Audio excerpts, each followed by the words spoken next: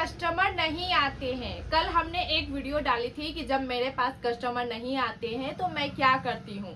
तो उस पे जो है करीब 7 लाख से ज़्यादा व्यूज़ गए थे और सभी लोगों का एक ही कमेंट था कि दीदी कस्टमर नहीं आते तो क्या करना चाहिए। मेरे 3 साल से दुकान है, एक भी कस्टमर नहीं आ रहे। किसी सिस्टर का ये भी कमेंट था कि दीदी हमारा साल भर से दुकान है, एक भी कस्टमर नहीं आ रहे, तो आप बता दो कि कैसे कस्टमर आएंगे, क्या करेंगे जो मेरे पास भी कस्टमर आएंगे।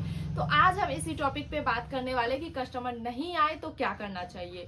तो देखिए, सबसे पहले तो अगर 3 साल से आपके पास कस्टमर नहीं आ रहे, आप दुकान खोल रखी हो, तो कभी कभी ऐसा होता है कि एरिया का भी गलती होता है। जैसे कि जिस एरिया में आप दुकान ले रखी हो या काम को स्टार्ट कर रहे हो, शायद उस एरिया के लोग जो है मार्केट में जाना पसंद करते हो, टेलर के पास सिलाना पसंद करते हो। थोड़ा सा चेंजिंग लाने की जरूरत है। अगर आप दुकान खोली हो और नॉर्मल सिलाई मशीन रखी हो और जो है आप 3 साल से काम कर रही हो और हाँ, आपको काम अच्छे आने चाहिए।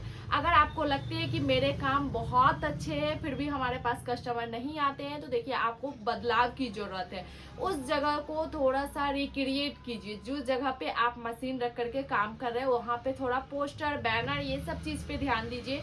साथ में जो है थोड़ा सा फर्नीचर वगैरह भी काम करवाइए। बैठने की सुविधा, व्यवहार, ये सब चीज़ मैटर करता है। क्योंकि देखो, जैसे ही आप दुकान खोलते हो ना, कोई कस्टमर आपके पास आते हैं तो वो उम्मीद के साथ आते हैं कि आप उनसे व्यवहार अच्छा रखोगी, उनको जो है बिहेवियर आपका अच्छा लगेगा और साथ में आपके काम भी अच्छे लगेंगे। काम के टॉपिक पे थोड़े बाद में आते हैं। थोड़े से 3 साल से हम ये सोच रहे हैं कि दुकान खोल रखी है तो वो तो डेली डेली कुछ ना कुछ सिलती होंगी, ऐसा कि नहीं कि नहीं सिलती है। देखो, हमारे दुकान को तो 2 साल हो गए हैं और 2 साल में हमने डे बाई डे कस्टमर को गेन ही किया है, मतलब बढ़ते हुए ही देखी हूँ। ऐसा नहीं हुआ है। देखो, ऑफ सीजन में कितने भी बड़े टेलर हो उनके पास कस्टमर नहीं आते, लेकिन सीजनली जैसे दुर्गा पूजा हो गया, छठ हो गया या कोई भी त्यौहार हो गया, या साथ में आपके एक चीज और बताएंगे जैसे सीजन, शादी का सीजन, उसमें तो कस्टमर रहते ही रहते हैं। अगर किसी के साथ ऐसा लग रहा है कि मेरे पास सीजन में भी कस्टमर नहीं आ रहे हैं, मैं कुछ भी कर रही हूँ फिर भी कस्टमर नहीं आ रहा है, तो उस कमी को आपको ढूंढने की जरूरत है। जैसे कि स्टार्टिंग में क्या था ना, जब मैं इस मशीन को बैठाई थी स्टार्टिंग में, मतलब बताती हूँ थोड़ी सी अपनी स्टोरी, कि जब मैंने इस दुकान को खोली थी, ऐसे 8 से 10 दिन तक मेरे पास लोग नहीं आते थे। नया दुकान था, यही सोच करके नहीं आते थे कि कैसा ब्लाउज सिलेगी, बस 8 से 10 दिन। लेकिन अगर हमारे दुकान पे वो 8-10 दिन ही थे जो कस्टमर नहीं आए होंगे भी तो विजिट करके चले गए होंगे, एक भी हमने ब्लाउज नहीं सिला। जब इस दुकान की बात कर रही हूँ, हालांकि पहले से हमारे पास कपड़ा पड़े हुए थे क्योंकि हम घर से काम करते थे, तो वो कपड़ा की बात नहीं कर रहे। प्रॉपर इस दुकान में पैर रखने के बाद मेरे पास जो है 8 से 10 दिन कस्टमर नहीं आए थे।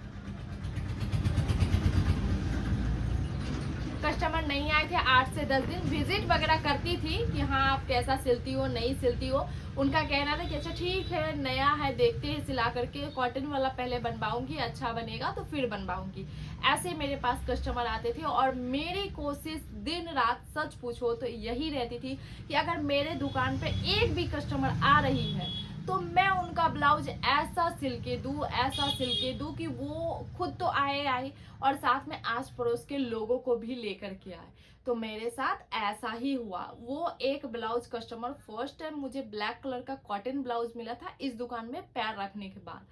उस ब्लाउज को आप लोग, सच बता रही हूँ, दिल से बता रही हूँ, उस ब्लाउज को हमने सुबह से लेकर के शाम तक सिली थी, जो कि आज हम आधे घंटा में एक कॉटन ब्लाउज बना दे। आधा घंटा तो छोड़ो, 10 से 15 मिनट में बना दे, लेकिन उस टाइम में पूरे दिन में सिली थी। ऐसा नहीं कि मुझे कपड़ा सिलना नहीं आता था, मुझे आता था, लेकिन क्या था, एक डर था कि हमने कभी जो है ऐसे दुकान खोल करके काम नहीं की थी। घर से करती थी, लेकिन जो है दुकान खोलने के बाद आपकी जो है एक इमेज अलग हो जाती है। घर से जो कर रहे हो सो और दुकान खोल लिए सो, अलग अलग इमेज हो जाती है। तो मेरे साथ, मेरे केस में भी वैसा ही था कि अगर कोई कस्टमर आए तो हमें यही था कि 2-3 कस्टमर तो उससे बनाने ही बनाने, मेरे दिमाग में यही चलता था हमेशा। और ये चीज था कि हमें शुरू से ही कुछ ना कुछ करने थे। तो देखो, जब किसी काम को आप करते हो ना सभी के सहमति से, क्योंकि बहुत अच्छे अच्छे लोग हैं जो सिलाई का काम स्टार्ट कर रहे हैं, बीकॉम करके, बीए करके, बीएससी करके। मैंने खुद बीएससी कर रखी हूँ, फिर भी ये टेलर वाला काम कर रही हूँ। इसमें अलग ही मजा है करने का। देखो, अपना काम का अलग ही मजा होता है। हाँ, हालांकि स्टार्टिंग में मुझे था कि मुझे जॉब करने हैं, लेकिन मेरे हस्बैंड के कहने पे हमने इस काम को स्टार्ट किया, क्योंकि उनको पता था कि इसके पास नॉलेज है, मतलब इस जानती है, सिलाई वगैरह जानती है, इस काम को चाहेगी तो आगे बढ़ा सकती है, आगे कर सकती है। तो उनका जिद था कि नहीं, तुम अपना काम करो, छोटा ही सही लेकिन अपना काम करो, खुद का नाम बनाओ, खुद का ब्रांड बनाओ। उनका ऐसा था, और हमेशा से सपोर्ट और जो भी रहा है ना उनका बहुत ज़्यादा रहा है। ऐसे भी सभी लोगों का सपोर्ट रहा है फैमिली में। हम जो भी करना चाहे, जो भी वो चीज़ में वो लोग फुल सपोर्ट किए हैं। लेकिन होता है ना कि अगर आप कुछ भी कर रहे हो तो फैमिली अगर अलाउ कर देती है, कुछ कुछ बातों में जो है हस्बैंड अलाउ करे तो काम करने में अलग ही रहता है। जैसे अब देखो, अपने मर्जी का करो ना और उसमें किसी का सपोर्ट नहीं हो, किसी की मर्जी नहीं हो ना, तो वो काम सुकून नहीं देता है। तो ये काम में मेरे सभी लोगों, जितना भी परिवार है, सभी लोगों का सपोर्ट था, और ये था कि सभी लोगों ने कोशिश की कि मेरे बिजनेस आगे बढ़े।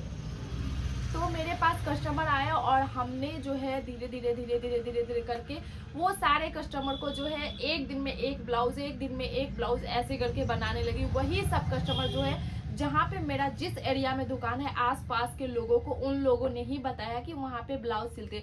देखो, अगर आप अच्छा सिलती हो ना तो वो भी 4 लोगों में मैसेज जाएंगे। अगर आप अच्छा नहीं सिलती हो ना तो वो 4 के बजाय 8 लोगों में मैसेज जाएंगे कि वो अच्छा नहीं सिलती है। तो ये चीज़ का आपको पूरा ध्यान रखना है। देखो, आप टाइम ले लो। अगर आपको लग रहा है कि मेरे सिलाई में फिनिशिंग नहीं है, हमसे नहीं हो पा रहा है, तो करने की जरूरत ही नहीं है बहन। आप पहले खुद पे टाइम दो, 10 से 15 दिन खुद पे टाइम दो, खुद का ब्लाउज बनाओ। जब आपको लगने लगे कि हाँ, मैं कस्टमर का बनाने के लिए कंफर्टेबल हूँ, तब आप कस्टमर का कपड़ा लो। ऐसा नहीं कि आज आए और आज ही से लेने लगे। लालच तो बिल्कुल भी नहीं करना है कि आज से ही कमाएंगे। उस चक्कर में जो है आप आगे का जो है काम खत्म कर रहे हो। जैसे बोल रहे हो ना कि मेरे 3 साल से कस्टमर नहीं आ रहे, तो यही रीजन है कि स्टार्टिंग में आप जल्दीबाजी की होगी कि नहीं, मेरे पास कस्टमर आए तो उसको लेना है, छोड़ना नहीं है। अगर आपको लग रहा है कि आप ऐसे दुकान खोल लो, अगर आपको लगे कि हाँ हम कर सकते हैं तो करो, पेटीकोट वगैरह ले लो, फिटिंग वगैरह ले लो, लेकिन हाँ ब्लाउज डेली का रखो। भले कॉटन पुराना साड़ी ले लो, उसी का 2 ब्लाउज बनाओ, और लेकिन डेली का 2 ब्लाउज बनाओ, खुद ही पहनो, खुद ही देखो कि हमारा गलती कहाँ हो रहा है, हम गलती कहाँ कर रहे हैं, उस चीज में सुधार करो। जैसे ही आपके सुधार आएंगे काम में, वैसे ही आपके पास कस्टमर बढ़ेंगे। और भी लगता है कि हाँ हमें इस एरिया में कस्टमर नहीं मिल रहे, तो आप दुकान 3 साल से जरूरत नहीं है कि आप एक ही जगह पे सर पटको। अगर यहाँ नहीं काम चल रहा है तो आप 1-2 लोकेशन को चेंज करके देखो, शायद यहाँ ना चल रहे हो वहाँ चले, क्योंकि कभी कभी लोकेशन के वजह से भी होता है। तो आप ये चीज कर सकते हो। साथ में अपने काम में फिनिशिंग लाओ।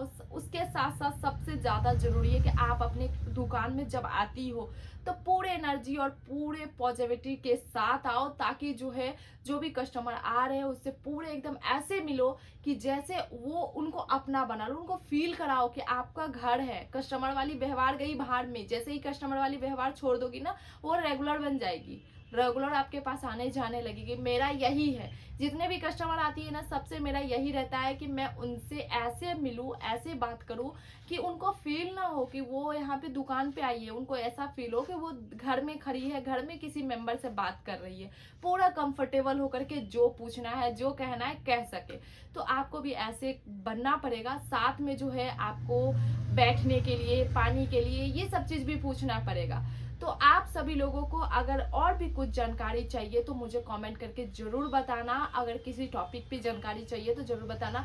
बाकी ये वाला टॉपिक अगर आप लोगों को समझ में आया और वीडियो अच्छी लगी हो तो लाइक, सब्सक्राइब, शेयर करके जाना। मिलते हो नेक्स्ट